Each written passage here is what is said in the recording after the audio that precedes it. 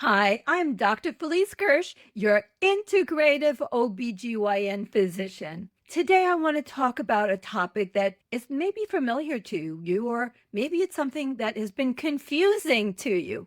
And that is, what is the difference? What are the differences between progesterone and progestins? Well, there's a lot to be said with what a word means, because I can tell you that in many very prestigious medical journals, they can't seem to figure it out.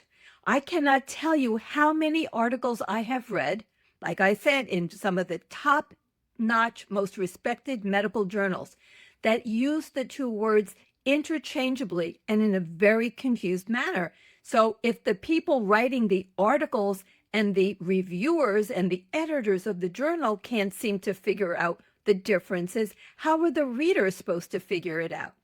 Well, the differences are huge. Let me give you an example that may just ring a bell.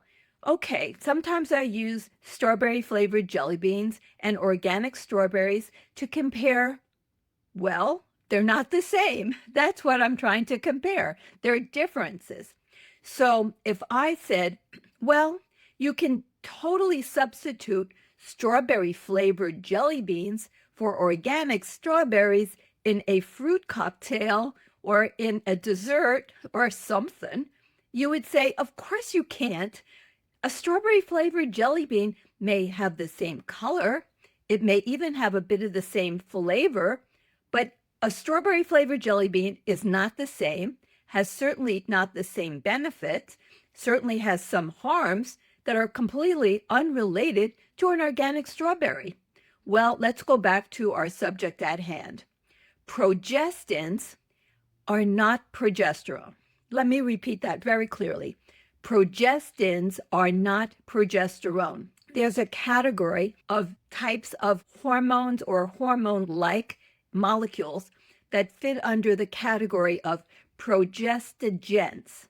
So a progestogen is any molecule that can have any similarity, not the same, but similarity to our own human-made hormone made in the ovaries of reproductive aged women, but that's not the only organ that makes progesterone.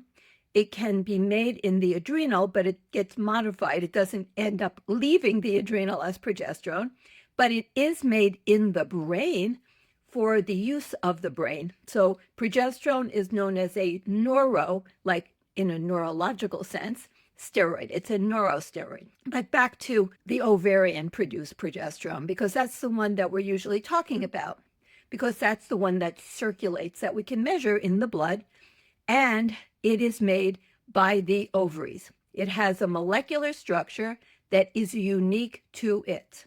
Progesterone, also known as P, a big capital P, and the number 4. That is progesterone. So what are progestogens? Well, that's the whole category that includes progesterone and progestins. So what are progestins? Well, first of all, they're man-made molecules, and the word progestin is a made-up word for these man-made molecules. So what are they in terms of real categorical classification? They are progesterone endocrine disruptors. So what is an endocrine disruptor? It's any molecule that can interfere with a real human hormone, but it can be in a variety of ways. It could be in one of these ways. It could be in multiple. It could be in all. So we're talking about a molecule that can interfere with the production of a hormone, the distribution, its receptor function, its elimination, its degradation. So basically, any aspect of a hormone's existence from beginning to end in the human body that gets interfered with by a chemical of some kind is considered an endocrine disruptor. So now sometimes endocrine disruptors are used as pharmaceuticals. Yes, they can be pharmaceuticals. When you use them as a pharmaceutical, although they are, Nobody uses the word endocrine disruptor, but that is really what they are, okay? But they can have pharmaceutical use. So where are progestins used as pharmaceuticals? Well, in oral contraceptives, in IUDs, they're used in some products that are used for menopausal hormone therapy, and they can also be used as a treatment for a woman, for example, who is having irregular bleeding to control the irregular bleeding, or if a woman is not having a cycle, but she is making estrogen and you're trying to induce a bleed to shed the uterine lining, to basically purge the uterine cavity of its lining, then progestins can be used. And some of these are very important, useful applications of this category of molecule. But you need to know what they are and that they're distinct from our own human ovarian-made progesterone. So, for example, why is the human progesterone not used in oral contraceptives? Well, because in order to get enough of progesterone into an oral contraceptive, you would have to dose it multiple times a day because it doesn't have a long enough half-life.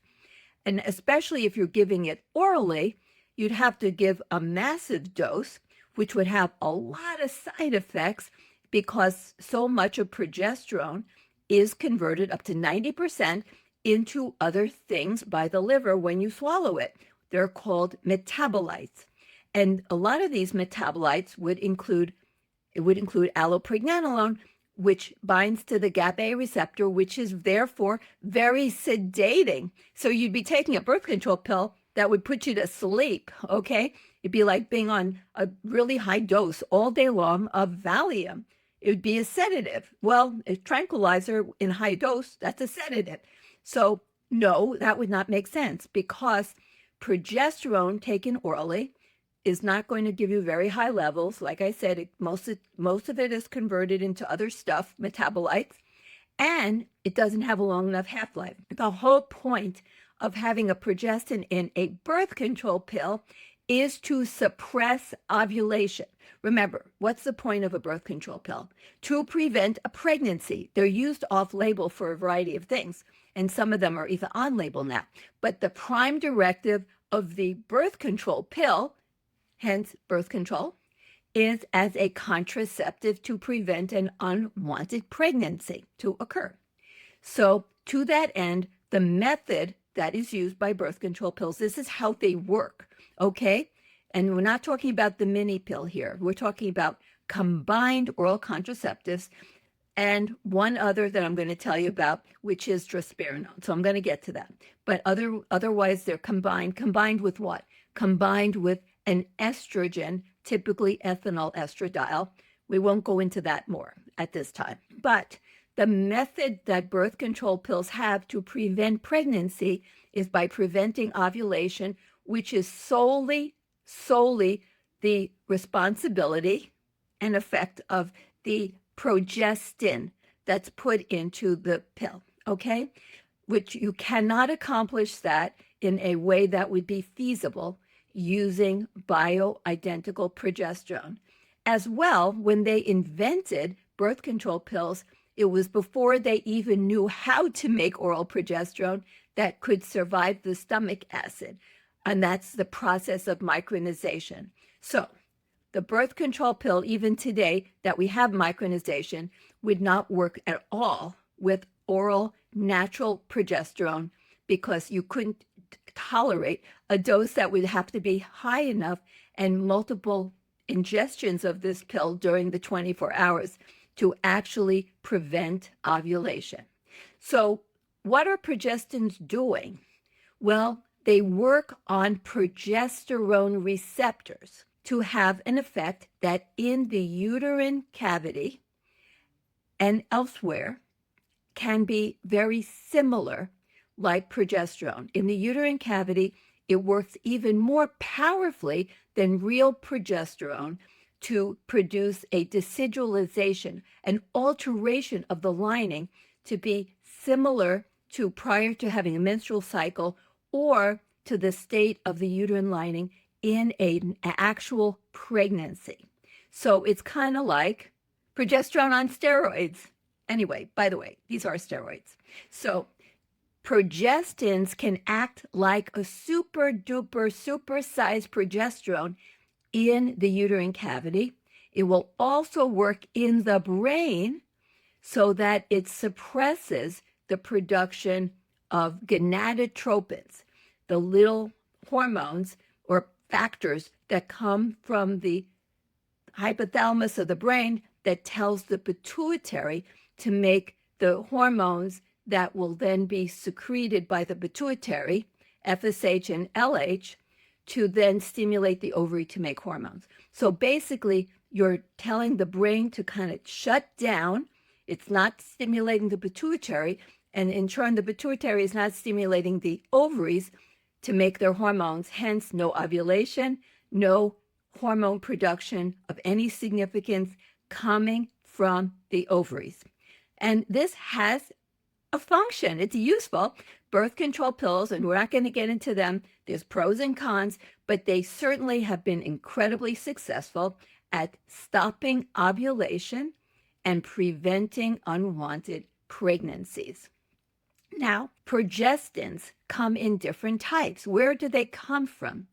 Well, most of these progestins, they have nothing really to do with progesterone. It's kind of interesting. The majority of progestins are derived from 19-nortestosterone. Yes, they're have more in common with testosterone than they do with progesterone. They're actually derived from modification of testosterone. Remember, all of the steroid hormones originate from cholesterol, and then cholesterol is turned into pregnenolone, and from there it goes down into producing the other steroid hormones. So there is like a commonality of where they came from. So testosterone can be modified chemically to be progestins. They have some similarity with progesterone, but they have actually more in common with where they came from, which is testosterone. That's why you can't give a high dose that would stop ovulation of any of these progestins and have them be tolerated by a woman, because the testosterone-like effects would be so significant that women would be getting acne and facial hair and hair thinning. That's why they combine them with an estrogen, typically ethinyl estradiol, not exclusively. There's some others out there now, but the most common is ethinyl estradiol, which does what? It increases sex hormone binding globulin, so it lowers the testosterone-like effect, and it makes it tolerable. But there is one type of progestin that, and actually there's two now, that if you give them in small enough doses, they can still act as a contraceptive. These are sometimes known as like a mini pill. So they're progestins, but they're given in such a small dose that in less than half the women, they will suppress ovulation, but in more than half, they will not suppress ovulation. And their contraceptive modality, the method that helps prevent pregnancy, is by creating heavy, thick mucus from the cervix. So a totally different mechanism than the standard birth control pills. So that's like the mini pill. They work differently. In most cases, they're not suppressing ovulation. They have to be taken differently. Now, there is one type of progestin that is in use for postmenopausal women and in birth control. Combined birth control pills with an ethinyl estradiol component and as a standalone progestin. The reason it can, and it does prevent ovulation. The reason this can be dosed alone without any estrogen product and dosed high enough so that it actually prevents ovulation, which the mini pill usually does not, is because it doesn't come from testosterone. It's derived from another kind of molecule called spironolactone. Spironolactone is the progestin that's most like progesterone. It acts much more like progesterone in the body. It's kind of milder in a lot of ways, and it tends not to be as good at preventing bleeding. So it's not used so much, or hardly at all, for preventing abnormal bleeding or stopping bleeding in a woman who is like having abnormal hormone balance and then having abnormal bleeding, which happens a lot in perimenopause. It's not common to use drospirenone. That's the progestin derived from a molecule called spironolactone. Now, you may have heard of spironolactone. It's used as an anti-testosterone for women who have acne, sometimes hair thinning, facial hair, and it's also a mild potassium sparing. It doesn't cause the body to lose potassium. Diuretic, sometimes people call them like a water pill, is also a mild, like because it is a mild diuretic for blood pressure. It's also used for heart failure. So it has a number of uses as a pharmaceutical. So drospirenone is more like progesterone. It acts to some degree as an anti-testosterone. So it can, in some women, lower sex drive because it acts as sort of a testosterone antagonist. But it has other benefits, and they've actually now combined it in some pharmaceuticals for use as a menopausal hormone treatment. But it's combined with an oral estrogen, and I do not like oral estrogens, so I don't even like progestins if I can avoid them as hormone therapy for women in menopause, which gets us back to real human-produced bioidentical progesterone. Bioidentical progesterone has very different effects in so many of the organs of the female body outside of the uterine cavity. So what does progesterone do? Well, it works to help build bone. It works with the cells of the bone, the osteoblasts, to make more bone. It's neuroprotective. There's even some studies showing if it's given in high amounts, like IV, to people who, and animals, a lot of the animal studies for traumatic brain injury, it can help prevent further damage and prevent the worst outcomes from traumatic brain injury. It helps produce and maintain the myelin sheath that's like the insulation of nerves. It's very anti-inflammatory. It has benefits, and it has receptors in mitochondria. So it has a host of benefits all over the body. It has many receptors in different places outside of the uterine cavity. Yes, it's critical for fertility, for maintaining pregnancies, but it has other effects all over the body that are positive.